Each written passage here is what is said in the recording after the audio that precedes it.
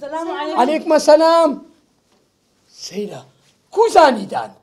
سمان زانيس. والله دام داس مسان كداوة. دهان؟ كروش فنيكم. رمو خون بيدوب الروح. أي والله أي وكروش هاكا ولا كوري من شاك تروف يا وتر نبو نبو نبو نبو نبو بخوة. أكدايكي بقرباني أو بجدو بالله وبيرولا. بجني وان دبلو هذاك بقربان. أتلو بيجاني دقيقة يعني أبو محيديني ميرد. كورا والله أبو بيجان دايكي بمري. كورا دام ما بقوا كوبونا ويهبو كوبونا يجرن. وشي؟ أنا زمتي يبقوا وفتي كلا يوينا وبتما بو أو لك لو أنا كوبيتو أو تفريانا كوتشي. كورا بمدروي دك. كورا بيجاني كم دروزنا. يا كم دروز المو. شي؟ استعدي قصاناكي. يكون دري كوب نويدك. كورا بيجاني تقال من شيء دي ناسي. كو بمري وتلفون مري. هو رشيد. هو على شو صار؟ الو رشيد. سعدي دهام.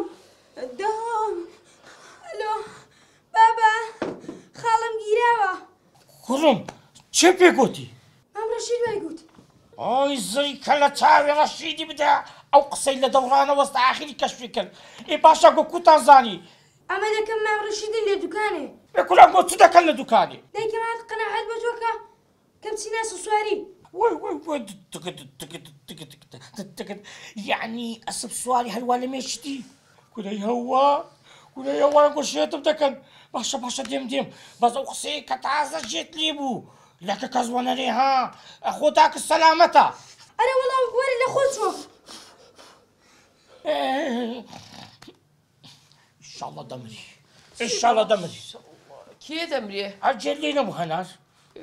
كل رشيد بيقول كل خزورك أوان ودا زان دهاما. إن شاء الله دهم بوايا. داي بس فكر هنالك هكذا لخوتسوا. يعني هەنارە لە براکی من لا خۆشەویسترا. كل بتسوى مشكلة حل كم لك هنا المشكلة كي جونا بكاتن أو كاتي بلي تيكر بكاك. كاكا كازنا زاني شيء جيرايا. كل عالمية كل خزوري هي هم دوانم هي. أي هوار عالمية فرعية هم توفر هي. خدا عافيس مسألة شيء بو خداي بس بيجم بد مسألة كتانو تجربه دخوا عافيس مسؤول أكيد بخوي ساعديني توها